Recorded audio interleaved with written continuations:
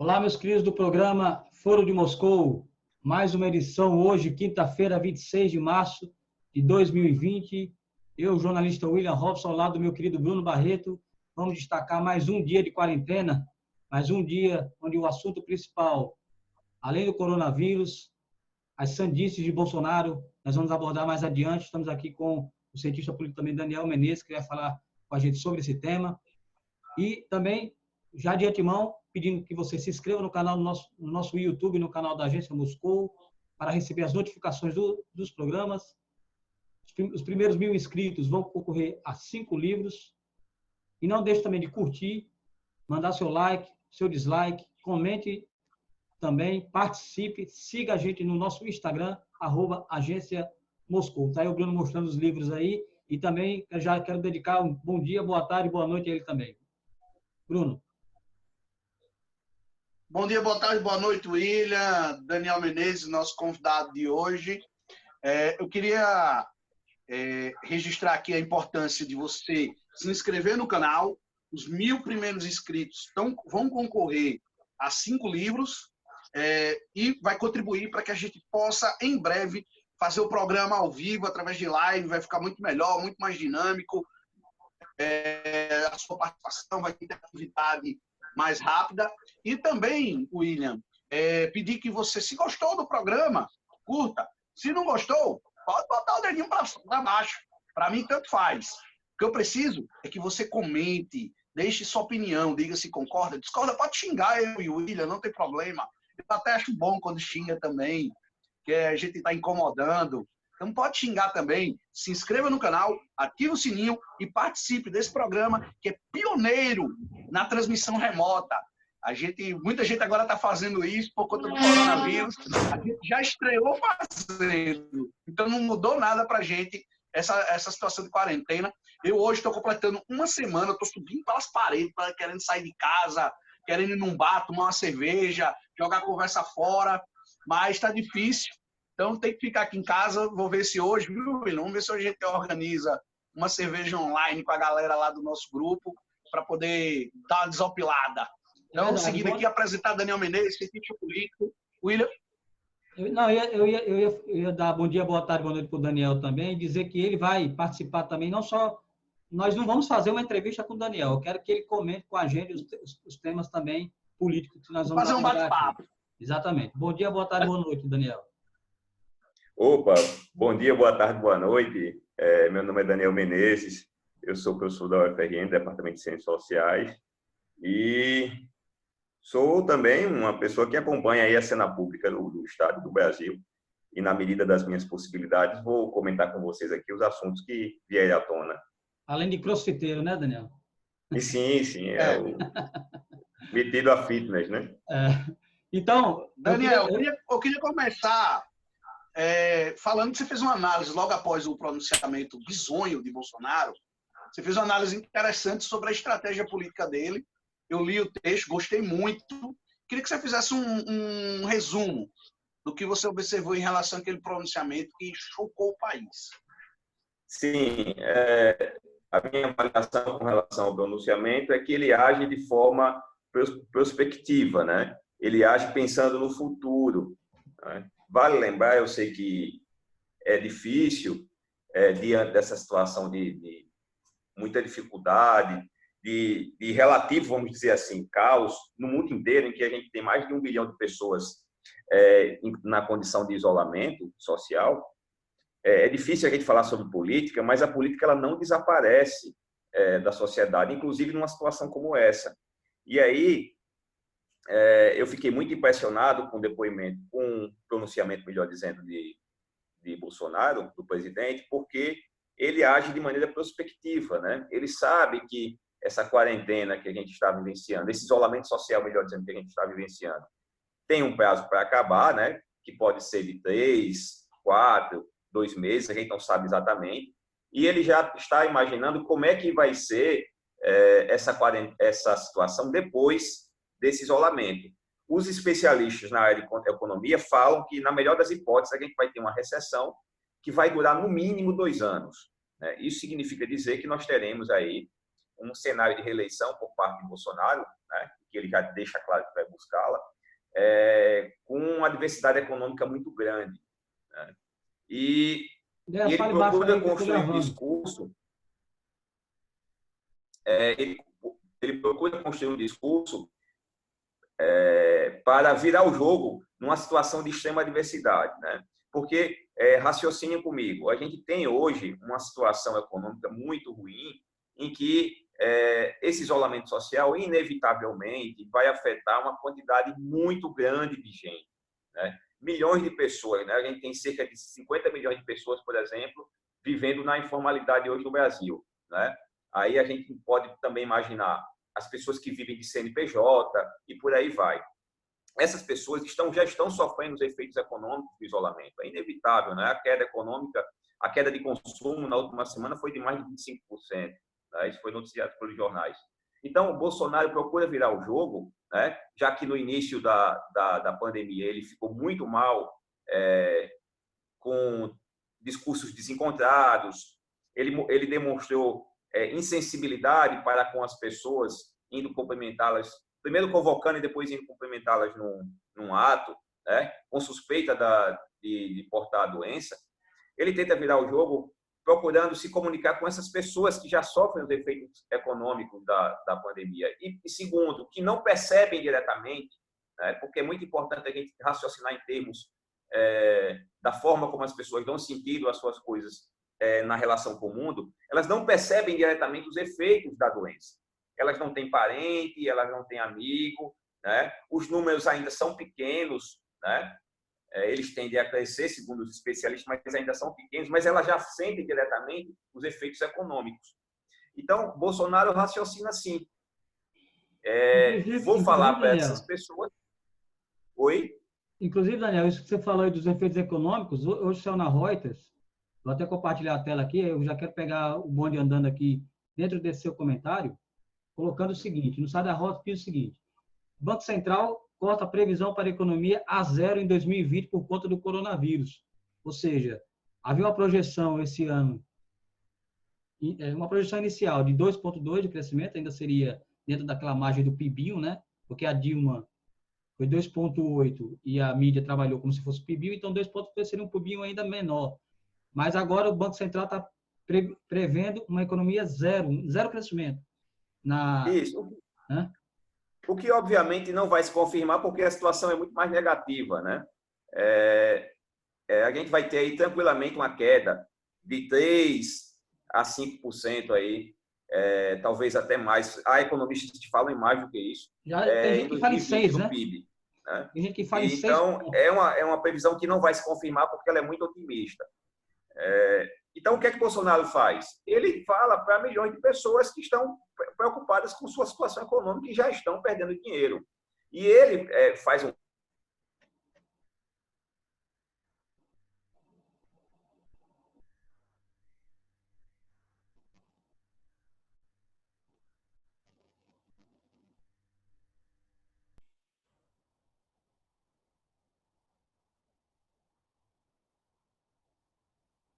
nem amigos. A grande maioria não vai ter parente nem amigo falecendo de coronavírus, mas a grande maioria vai sentir os efeitos econômicos. Então, ele fala de uma forma através da qual ele faz cálculo político em torno das mortes das pessoas. Né? Ele minimiza as mortes e maximiza aquilo que vai pegar, de fato, diretamente a maior parte da sociedade brasileira. É uma coisa muito complicada, porque ele está fazendo na prática cálculo político com a morte dos outros. Né? Cálculo político com a morte que pode ser a minha, pode ser de um parente meu, pode ser de um parente de vocês. Deus queira que não seja, mas pode acontecer, né? A gente está diante dessa realidade. E além disso, também já começa um processo de construção de uma narrativa com relação aos próprios mortos. Né? Porque ele diz assim, olha, quem morre, quem vier a morrer, poderia ter morrido com a gripe, que não necessariamente será o coronavírus. Né? Então, ele age de forma prospectiva, tentando virar o cenário no momento posterior à crise gerada pela pandemia. Esse é o cálculo que está posto, né? E que eu vi também essa análise se reproduzir entre outros especialistas da área de política. Né? Olha só, Daniel e Bruno, saiu uma reportagem especial exclusiva do Intercept ontem, né, está no site do Intercept, dizendo que a BIM fala em 5.500 mortes em 15 dias, ou seja, Bolsonaro tem essa informação do Estado, do governo, 5.500 mortes em 15 dias. Né? Aí diz aqui na matéria que, deixa eu puxar aqui, que até o dia 6 de abril serão 5.571 brasileiros que deverão morrer por conta do coronavírus. E ele fez aquele discurso, né, genocida, sabendo dessa informação. Ele tem noção dessa informação. O Mourão não foi na onda do Bolsonaro, disse que o isolamento continua. O Mandetta mudou o discurso. Muita gente elogiando o Mandetta, mas agora parece que o Mandetta foi chamado aí aos carretéis e agora está tendo que ceder a lógica bolsonarista de fim da quarentena para atender uma necessidade do mercado. Hoje, o Rodrigo Maia fala que a quarentena está sofrendo uma pressão das bolsas, dos investidores, não é uma questão de saúde nesse momento. Bolsonaro não está preocupado com as vidas dessas pessoas, mas sim para atender uma necessidade dos investidores, e não apenas dos investidores, viu, Daniel e Bruno? Também dos pastores. Aqui, ó, em meio à pandemia, Bolsonaro inclui atividades religiosas em lista de serviços essenciais. Imagina a situação. A pressão aí também de Edir Macedo, de Silas Malafaia, desse pessoal que está do lado dele, para que a arrecadação das igrejas não pare, né? Se as igrejas pararem, os cultos pararem, para a arrecadação, como é que o Edir Macedo vai sustentar a Record e a CNN Brasil, Bruno? Pois é. Olha, a gente vive uma situação muito difícil, né? O governo precisa agir. Qual é a grande preocupação? Já se sabe a receita, William. É aumentar o endividamento público, preocupar com a economia depois, é aumentar o endividamento público, emitir moeda, garantir o sustento das pessoas que vão ficar em casa durante esse período e proteger as empresas. São duas coisas que dá para fazer. Os Estados Unidos está fazendo. A gente é os Estados Unidos? Nós somos os Estados Unidos? Não. Nós somos como a Inglaterra? Não. Então, gente, o que a gente tem que fazer? Fazer a receita que tem que ter para essa hora dentro da nossa realidade. Se você garantir o sustento das pessoas, que as pessoas têm água, luz, internet, porque a internet é fundamental nesse momento para as pessoas poderem se informar e poderem se manter. Manter a saúde mental, porque você precisa de um passatempo, de alguma coisa. Nem todo mundo vai poder trabalhar o home office como a gente está trabalhando. Garantir segurança da saúde das pessoas que estão trabalhando nos hospitais, do pessoal da segurança, do pessoal do delivery, do pessoal da limpeza urbana, da galera que vai ter que trabalhar de todo jeito, independente da situação.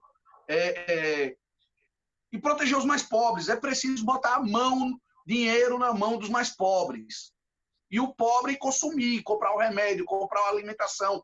É uma situação emergencial, não é para sempre. E o governo precisa se render. Ontem eu vi, William e Daniel, Armínio Fraga, repito, ontem eu vi Armínio Fraga defender renda básica nesse momento. Então, eu vi vários economistas da escola austríaca falando na Globo News, defendendo esse pacote. Só Paulo Guedes ainda não entendeu que é preciso deixar a ideologia liberal de lado nesse momento. Eu acho que as pessoas têm direito de aplicar suas ideologias, mas só Paulo Guedes ainda não entendeu que o Estado vai ter que intervir. Vamos ter que se render ao keynesianismo. Isso também, ó, viu, antes de passar para Daniel, foi o tema do artigo do Pablo Capistrano, no Saiba Mais, dizendo: nunca necessitamos tanto do Estado para nos salvar. Ou seja, não é a mão invisível do mercado aí que está resolvendo o problema ou que está agindo sobre o problema. Pelo contrário, a mão invisível do mercado está pressionando o Estado a massacrar a sociedade para poder a economia continuar funcionando. Ou seja, eles que se dane as pessoas, que elas morram, mas aqui a economia não pare. Daniel. Eu concordo com vocês. Eu acho que há praticamente hoje um consenso, inclusive entre economistas que não seguem esse tipo de perspectiva, há um consenso de que é fundamental o Estado agir nesse momento, né? O mercado não vai fazer isso, né? E as pessoas precisam comer, né? E elas precisam passar por essa situação, né? E até se for o caso, né? O Estado tem que abrir as torneiras agora, e até se for o caso, mais lá na frente, quando essa situação passar, aumentar os impostos. Vamos jogar limpo aqui. Aumentar os impostos, né? Aumentar a contribuição sobre imposto de renda, taxação sobre imposto de renda, e criar outros meios para sanear esse rombo que vai ser criado e que precisa ser criado. Os estados do mundo inteiro têm atuado no sentido de aumentar o déficit público, porque é necessário agora, né? É necessário gastar mais com saúde. Eu vejo com extrema preocupação, pessoal, quando o governo anuncia 2 bilhões, 5 bilhões para a saúde, quando a gente sabe que isso é praticamente uma merreca, né? Eles ficam enganando as pessoas, eles ficam falando sobre a necessidade de abrir mão do fundo eleitoral agora, quando a gente sabe que esse recurso, ainda que seja importante, não vai resolver, né? Eu respeito muito a fala dos especialistas, porque são pessoas que estudam, que vão a fundo nessas questões, e o que eu vejo é economistas e pessoas que estudam a área de saúde falando em 50 bilhões só para a saúde agora, nesse momento, né? As pessoas precisam saber que o grande problema do coronavírus, a grande questão fundamental do ponto de vista econômico e de saúde é a alta taxa de internação, né?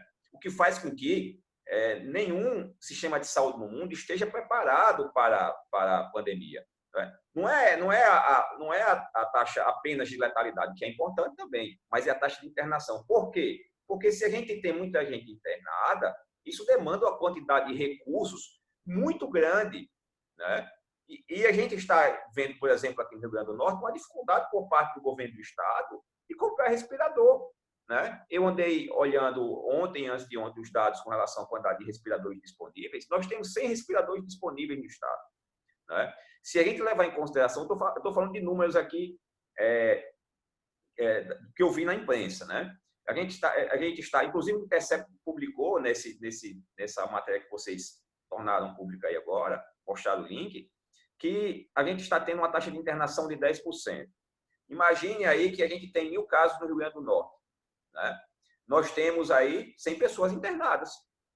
Se a taxa de internação leva a UTI em torno de 3 a 5% dos casos, 1.000 pessoas, nós teremos aí em torno de 30 a 50 pessoas precisando diretamente do UTI.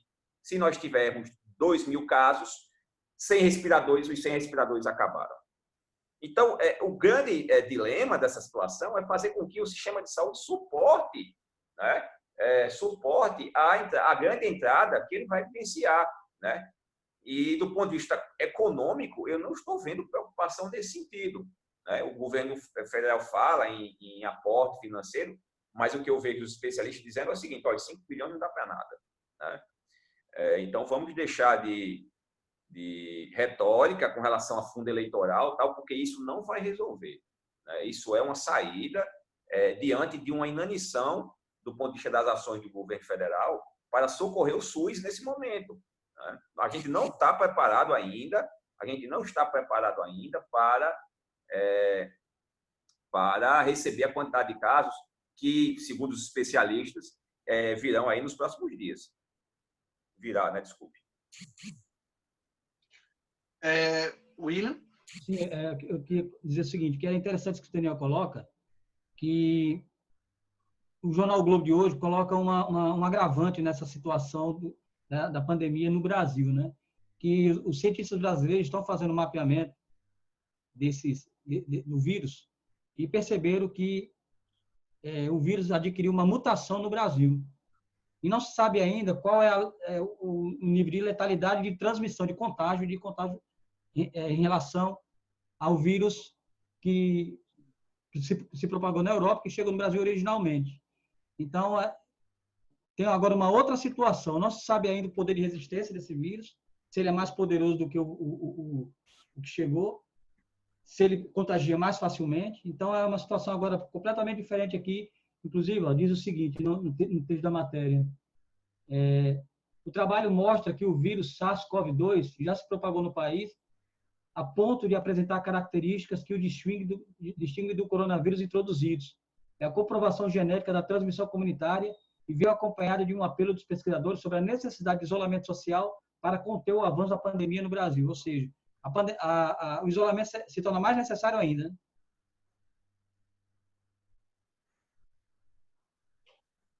Né, Sim, pois é. eu li na imprensa... Pode falar, Daniel. Eu li na imprensa que essa mutação, ela pode ter... Eu não sou especialista, estou reproduzindo o que eu li na BBC, né? Essa mutação, ela pode ter um efeito positivo, né? No sentido do vírus estar se adequando, inclusive, ao convívio com seres humanos, ou pode ter um efeito negativo, né? De fazer com que ele se torne mais agressivo. Bruno? Olha, eu queria trazer um pouquinho o assunto aqui para o nosso estado. O Rio Grande do Norte saiu hoje, chegamos a 19 casos confirmados do novo coronavírus. Temos segundo em Mossoró, Bruno? Temos segundo em Mossoró também? Sim, um novo caso em Mossoró, aí que eu ia chegar. Por enquanto, os casos estão concentrados em Natal, Mossoró e Parnamirim. Mas é questão de tempo que se exploda em todo o estado.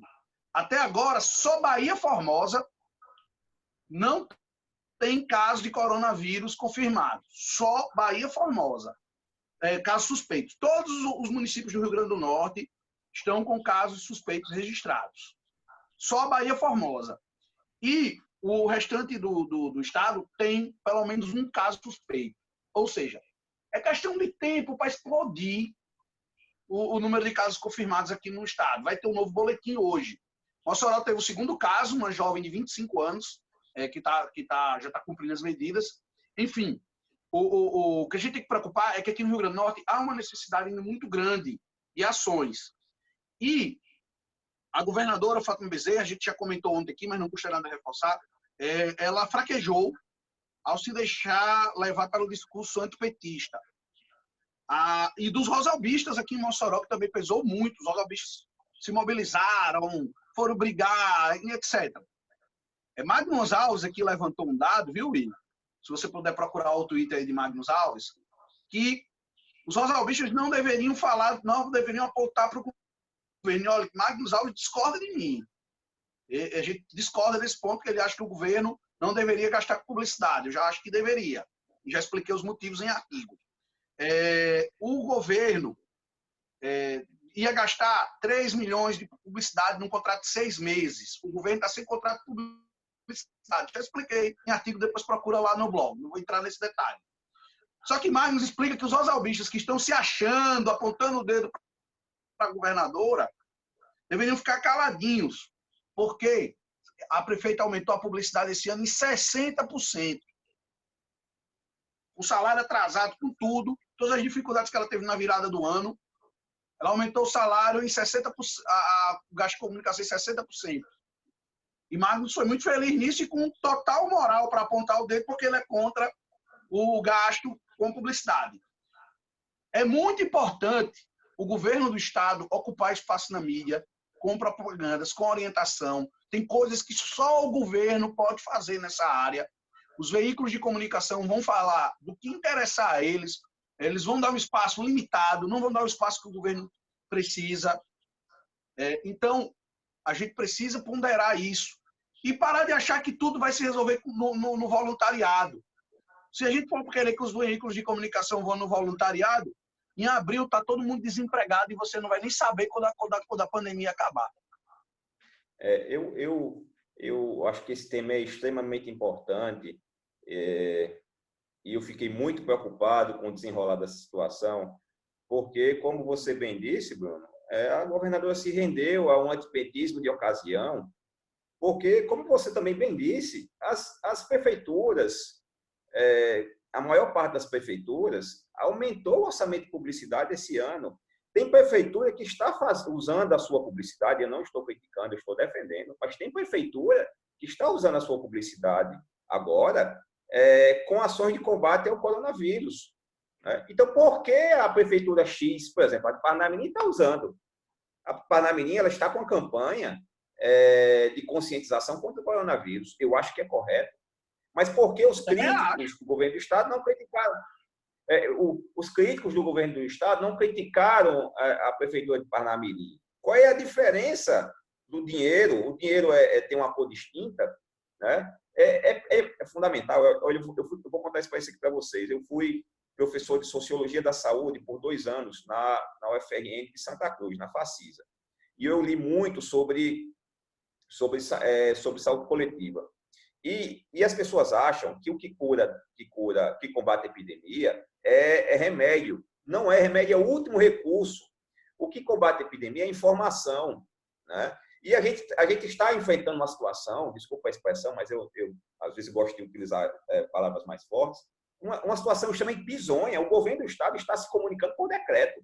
São 12 decretos já, porque o governo não tem a condição de informar a população. Então, ele fica publicando decreto em cima de decreto, as pessoas não são informadas a respeito do teor desses decretos, e acontece uma situação que é engraçada, é triste, mas é engraçada também. Ontem eu estava andando aqui no meu bairro, eu moro em Parnamirim, né?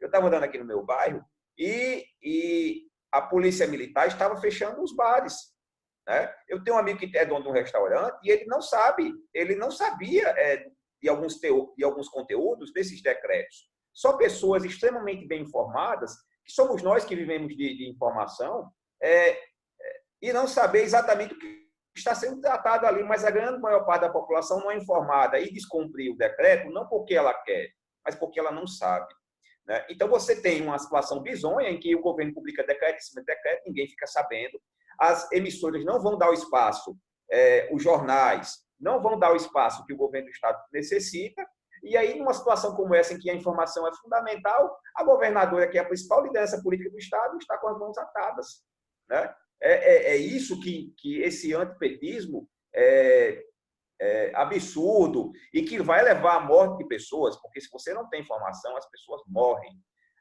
O caso da Itália é exemplar, foi publicada uma pesquisa lá, saiu na BBC Brasil também, que 80% da população, 80% dos italianos não acreditavam que o coronavírus teria o efeito que teria. Por quê? Porque não acreditavam na imprensa e estavam acreditando em informações anônimas que estavam circulando no WhatsApp. Essa pesquisa foi feita na Itália. Então, a gente não pode repetir esse cenário aqui. E como a gente não tem informação suficiente, o que é que está reinando? Não sei se vocês estão recebendo, porque eu estou. O que é que está reinando? Corrente anônima de WhatsApp, com números falsos, com supostos áudios de médicos que não tem comprovação nenhuma, e se não tem comprovação, se a fonte não é pública, se a fonte não é clara, isso não deve ser levado em consideração, né? E aí eu escutei uma alegação de um jornalista dizendo o seguinte: mas a propaganda do governo federal é suficiente. Obviamente que não é, não tem o menor sentido, até porque são os governadores que estão liderando as quarentenas, e são os governadores que precisam se comunicar a partir das suas especificidades regionais. Eles precisam se comunicar a partir da especificidade do Seridó, de Mossoró, de Natal, de Parnamirim, né? E o governo federal não vai chegar, porque o governo federal está fazendo o seguinte: é uma estratégia extremamente marota, que é a de recusar a quarentena de público para não se contagiar com as consequências econômicas, mas os decretos que autorizam as quarentenas foram chancelados pelo governo federal. Por exemplo, a UFRN, instituição da qual eu sou servidor, a UFRN só fez o isolamento, desculpe, eu estou sempre confundindo, mas só fez o isolamento depois que o MEC autorizou. Ou seja, o isolamento do governo federal, o isolamento estadual aqui no Rio Grande do Norte, no âmbito da UFRN, ele é autorizado pelo governo federal. E o governo federal age como se ele não tivesse nada a ver com a quarentena, porque é uma forma de ele tentar jogar os efeitos econômicos dos isolamentos nas costas dos governadores e da mídia. Então, eu acho que a governadora Fátima errou feio aí e não soube ter a coragem, inclusive, porque se ela tivesse, seriam sobrepujadas, né? E agora ela engoliu a crítica, não vai ter a possibilidade de liderar o Estado, não vai ter a possibilidade de produzir informação, né? E as pessoas vão funcionar no escuro, no momento em que a informação de qualidade, a informação com fonte, baseada naquilo que os especialistas recomendam, que é fundamental, né? Ninguém pode falar de pandemia sem conhecer pandemia. Ninguém pode falar de uma doença, inclusive uma doença sobretudo uma doença nova como essa, sem ter um conhecimento aprofundado a respeito disso, né? E aí, o que é que toma o lugar da governadora? O que é que toma o lugar dessa informação qualificada? O que toma o lugar é a fake news, são as correntes anônimas que estão circulando aí a todo vapor, inclusive nos canais correntes anônimas chancelando um discurso anticientífico, que é o que foi o discurso do presidente Jair Bolsonaro. Inclusive, Daniel... Olha, e duas coisas. Muita gente aí diz assim, não precisa dessa propaganda não, que eu já estou bem informado. Oi, William. Não, só que chegou a informação agora, dizendo que o segurança de Bolsonaro, infectado com coronavírus, está em estado grave. Quem tem segurança além do motorista? São 22 membros da comitiva, e Bolsonaro também se nega a dar informação sobre a situação dele, mas parece que ele está contaminando todo o Palácio do Planalto, né? E menos ele, né? Menos ele está contaminando, mas ele não está atingido, né? Contagiado. Só mas ele não pegou, o homem é um mutante, viu? Mas olha deixa eu só concluir, William, essa questão da propaganda. Sim, vamos, para passar para o próximo assunto. Pode falar. As pessoas chegam no Facebook, porque tem muito analista, muito doutor de Zap e de Facebook, né? Muito especialista, bem informado. Não precisa de propaganda do governo, não. Aí eu explico. Eu sou muito sincero, muito franco. O maior cliente dos veículos de comunicação do Rio Grande do Norte é o governo do Estado. O governo do Estado está sem contrato de agência de publicidade desde o dia 28 de fevereiro. Muita gente está pensando que esses 3 milhões é um dinheiro a mais. Não é. É um dinheiro que já está lá. Na verdade, não é dinheiro a menos, né? Não é dinheiro novo, não é dinheiro extra, não é dinheiro tirado da saúde. Então tem muita desinformação. Deixaram-se levar por antipetistas da imprensa, antipetistas esse, que recebem publicidade da Prefeitura de Natal, que recebem publicidade da Assembleia Legislativa, recebem publicidade da Prefeitura de Mossoró. Não estou criticando por isso. Cada um fecha seus contratos de publicidade e não tem que parar com essa hipocrisia. Todo mundo fecha contrato de publicidade com um governo. De uma forma direta ou indireta, tem parceria de publicidade. Depende do tipo que como você trata essa parceria. Aí é outra questão ética, mas não tem nada ilegal, nada antiético de publicidade governamental. O problema é você criticar até a publicidade do governo, que você sabe que não vai entrar nela, fazer a zoada e continuar recebendo da prefeitura. Abra mão da sua publicidade da Assembleia, da Prefeitura de Natal, de Mossoró, e vá lá, já que você é contra gastar com publicidade nessa época, faça a sua parte. Agora ficam lá só para calar a governadora, para que ela não mostre as ações do governo nesse período, para depois ir lá no blog dele, ou na coluna, dizer que a governadora não está fazendo nada. As pessoas precisam receber prestação de contas num momento desse. Elas precisam receber informação. E é muito chato. Daqui a pouco você vai ligar a TV e não vai ter jornal para te informar, porque as TVs vão ter que demitir. E é hora do governo intervir na economia. Defendo para salvar as empresas, garantir os empregos, garantir o sustento das pessoas nesse momento e, inclusive, manter os veículos de comunicação funcionando. Veículo de comunicação em tempo de pandemia não é luxo, é artigo de primeira necessidade. Bruno, eu acho que você matou. Eu acho que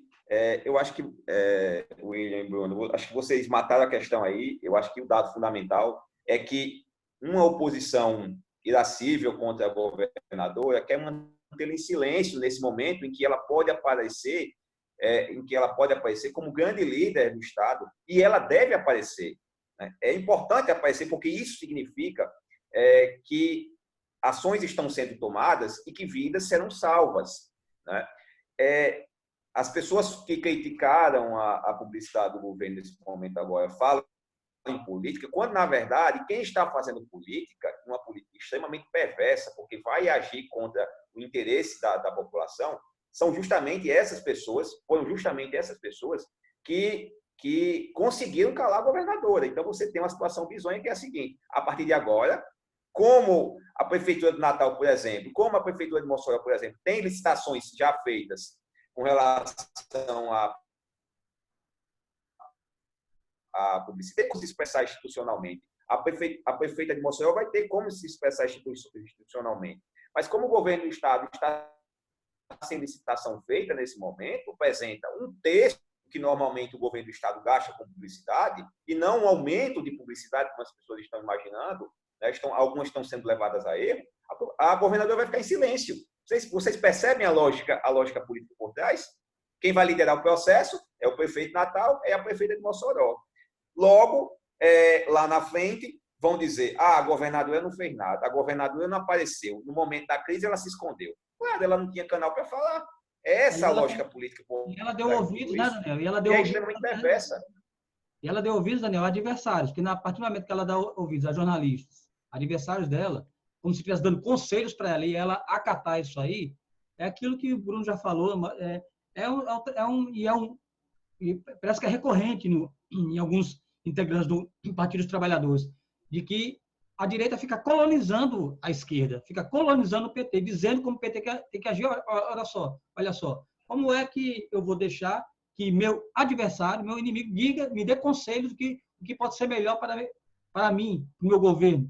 E é isso que ela está fazendo, ela está aceitando críticas, tudo bem, pode aceitar, mas ela está tomando decisões a partir de críticas dos adversários. Sim, eu concordo. Inclusive, não percebendo que a fala dela ia ter um impacto muito maior para a grande maior parte da população que precisa urgentemente de liderança nesse momento.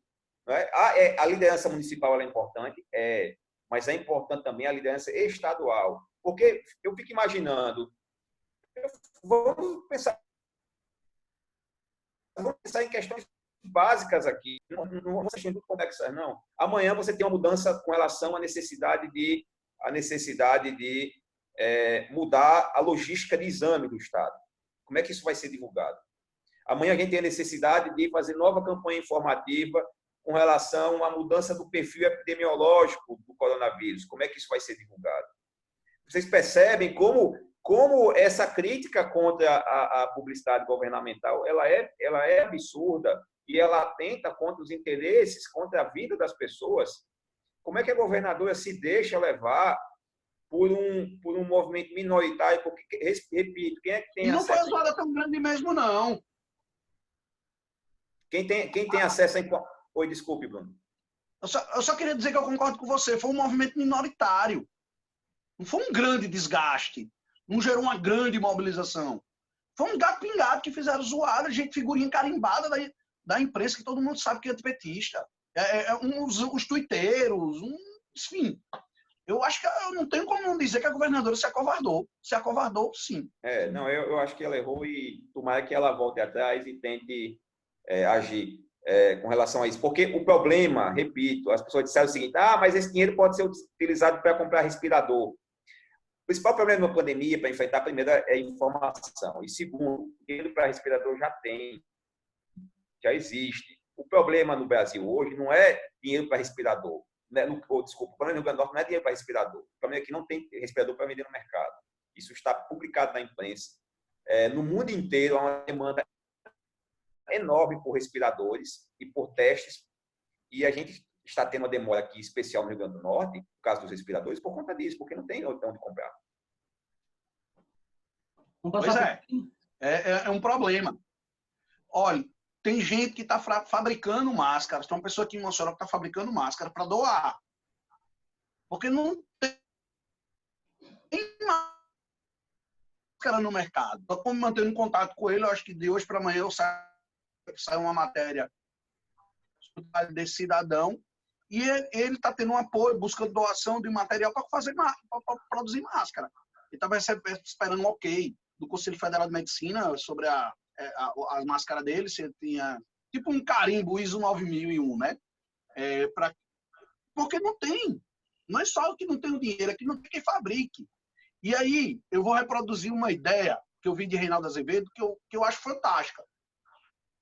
Se você não está podendo produzir pneu, direciona aqui, vamos produzir álcool em gel, vamos produzir máscara, vamos se adaptar à realidade. E assim você não tem empregos. Inclusive, a Mônica Debow, que foi aqui, a economista que previu esse problema todo do ponto de vista econômico que a gente está vivenciando agora, né? Inclusive, ela foi muito criticada no começo, com piadinhas, sobretudo sexistas contra ela, tal. E a situação mostrou que ela estava correta. Ela tem dito o seguinte: olha, a gente precisa praticar aquilo que ela chama de conversão industrial, né? A indústria tem que se voltar agora para a produção de material hospitalar, né? Não está produzindo carro, tudo bem, mas faz aí o respirador, né? Você não está produzindo cerveja, faça álcool em gel, né? Você não está produzindo das coisas que serão necessárias. A gente está falando aqui dos produtos mais fundamentais, que são aqueles que a gente conhece, mas certamente a saúde vai precisar de muitos utensílios, né? E é importante você fazer essa conversa agora. Então, Pois é. vamos passar aqui para o último tema do programa de hoje. William? Estão me ouvindo? Agora sim, né? Vamos passar para o último tema do programa? Sim. Vamos lá. Eu queria destacar um artigo Sim.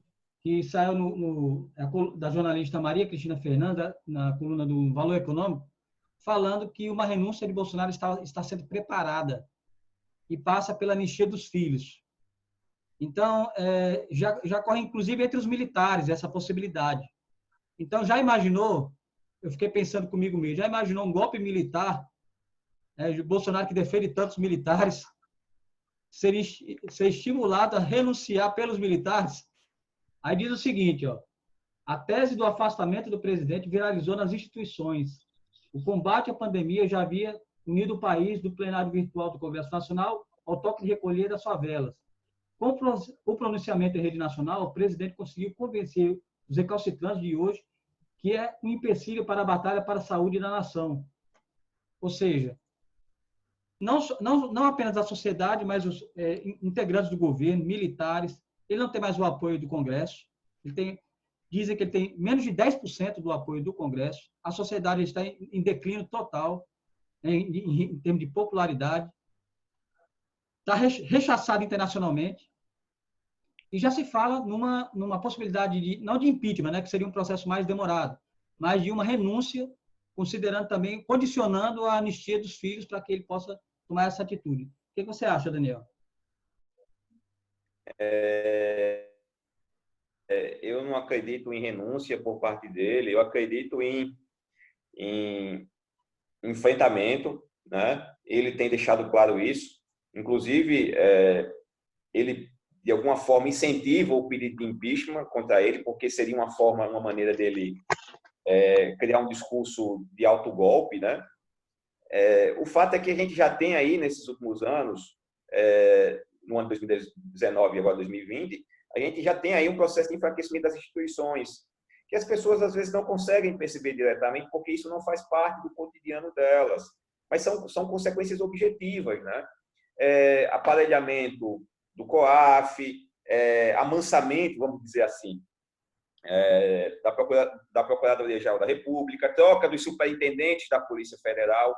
São questões que passam pelo enfraquecimento das instituições, sobretudo em seu viés republicano, né? Eu não sei como é que Bolsonaro vai se comportar do ponto de vista da situação que se configura de crise, e essa crise vai ser muito dura, nos próximos 2 anos. O que fica claro é que ele vai para o enfrentamento. Eu acho que ele não aceita renúncia, eu acho que ele vai para o enfrentamento e já deixou isso muito objetivo. O que dá para perceber. E prepara essas condições para o ataque,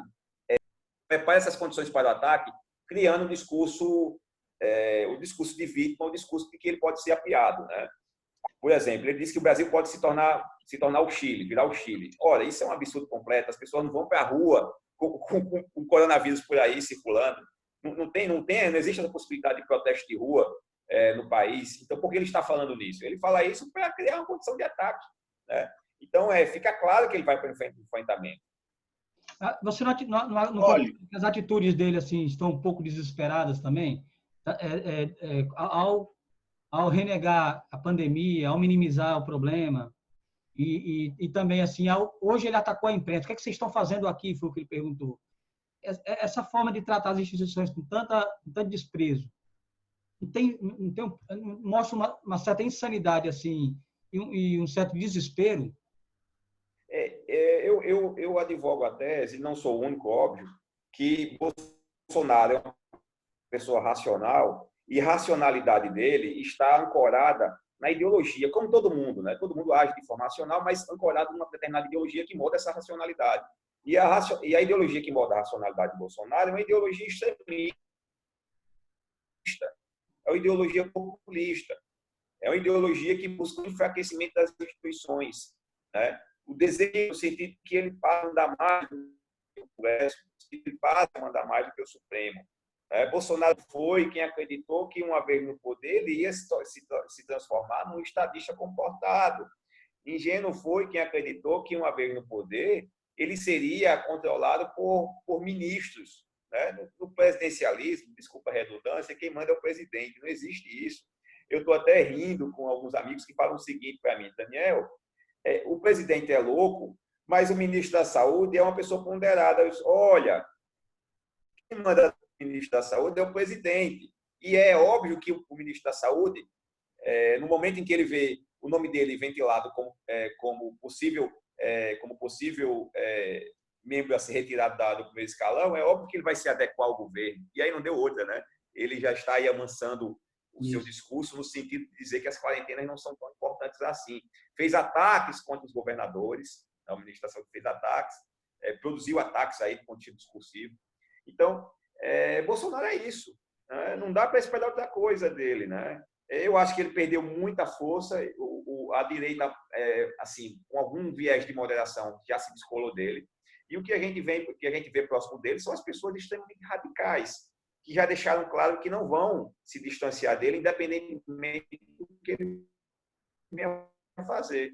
Né? Porque acham que Bolsonaro, mesmo com esses problemas todos, essas pessoas acham que a gente vive diante de um sistema apodrecido. O que é uma mentira, né? Porque tudo que a gente caminhou no Brasil, a gente caminhou por conta da Constituição, a gente caminhou por conta do Congresso, a gente caminhou com todos os problemas, a gente caminhou por conta da democracia. Né? E sem democracia, não tem como existir desenvolvimento. Né? Não tem como existir desenvolvimento sem o sistema e sem um sistema que seja paulatinamente, como ele vem sendo, paulatinamente melhorado. Né? Mas essa retórica tem força sobre algumas pessoas. Muito bem, Daniel. Olha, eu acho um desserviço, num momento como esse, discutir renúncia de Bolsonaro, discutir impeachment, eu acho que isso é para depois. Eu sou contra, inclusive, impeachment, por princípio. Eu acho que remédio para governo ruim é eleição.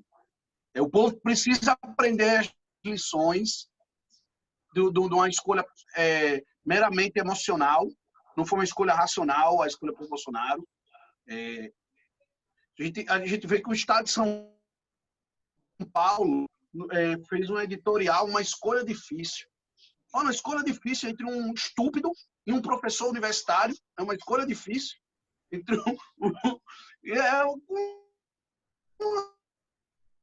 não tem escolha difícil. Você não tinha escolha difícil ali. Só que, como foi na racionalidade, a irracionalidade chegou à imprensa, virou uma escolha difícil.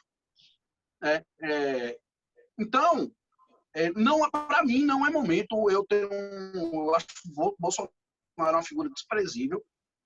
Para mim, ele é um psicopata, porque só um psicopata faz um discurso daquele que ele fez terça-feira, deixando a saúde de 210 milhões de brasileiros abaixo do interesse político dele. Foi coisa de psicopata, não tem quem tire isso da cabeça. Muito bolsonarista ficou ofendido, azar deles. Não estou aqui para tirar 10 na prova de ninguém. O presidente precisa rever sua postura, precisa encontrar uma postura racional. Ele não vai encontrar, eu não tenho esperança disso. E eu acho que a gente tem que encarar o desafio. As instituições, muita gente diz que elas não funcionam. Bolsonaro perde quase todas no Congresso, porque o Congresso está funcionando. Bolsonaro não tem apoio no STF. Ele perde no STF. O filho dele está sendo investigado. Ele tem tentado várias vezes barrar a investigação no STF, o STF vai lá, e libera. Bloqueou algumas vezes, mas depois liberou. Ou seja, as instituições funcionam. Não pode ser do jeito que a gente gostaria que fosse, mas elas funcionam. Então não dá para dizer. Ele tem tentado minar a democracia de todo jeito, com suas bobagens, com suas ações autoritárias. Mas a gente vai ter que encarar esse desafio, um aprendizado para todo mundo. A gente tem que hoje focar em duas coisas. Proteger o povo do coronavírus e garantir que as pessoas tenham comida na mesa. E que isso depois se resolve. E a saída é imprimir papel moeda, aumentar o déficit público e depois resolve. O estrago econômico já está feito, independente do povo ir para a rua ou não. Precisa prevenir. Uma coisa absurda ontem. Eduardo Bolsonaro. Ele foi ao Twitter e divulgou uma notícia da Folha de São Paulo do dia 28 de fevereiro, como se fosse a notícia do dia, como se fosse notícia nova, que a Itália liberou o povo para ir para a rua. Foi justamente por ter feito aquilo ali no dia 28 de fevereiro que hoje a gente tem 17 mil mortos na Itália. Então, gente, vamos botar o pé no chão, vamos buscar racionalidade e tratar de política depois. Eu acho que a prioridade agora é cuidar do povo. Muito bem, Bruno. Vamos encerrar o programa de hoje. Gostei demais do debate, a participação do Daniel. Aí gostaria depois do Daniel viesse em outros programas também. Muito boa esse bate-papo aí, essa conversa. A gente trazer também essas análises, as suas análises também dos fatos do dia, né, dos acontecimentos do dia, para esse seu olhar também como cientista político, né? Então, ele queria agradecer a sua presença hoje, viu, Daniel? Opa, William e Bruno, eu que agradeço e digo que estarei sempre à disposição porque, como eu disse, eu tenho 2 vícios na vida, né? Um é política e o segundo é fazer atividade esportiva, né? Sempre lembrando que a minha esposa está acima dos 2, né? Muito bem. Bruno, então vamos encerrando, né? Vamos sim, vamos ficando por aqui. Queria agradecer a participação do Daniel, que gentilmente aceitou o nosso convite. Dizer, Daniel, que a porta está sempre aberta para você participar aqui com a gente, trazer seu conhecimento, dividir suas opiniões conosco e desejar a todos muita paciência nesse tempo de quarentena, né? De quarentena, de isolamento social. Não é fácil, eu estou completando uma semana sem sair de casa. É muito difícil, não é tranquilo, é estressante. Então, vá ver um filme, vá ler um livro, vá fazer uma arrumação que você não faz há muito tempo, vá literalmente procurar uma lavagem de roupa. Então, se gostou do programa, curta, não gostou, pode botar o dedinho para baixo, se inscreva no canal, ative o sininho e vamos fazer desse jornalismo para a democracia uma prestação de serviço na luta contra o coronavírus. Valeu! Até amanhã. Valeu, até amanhã.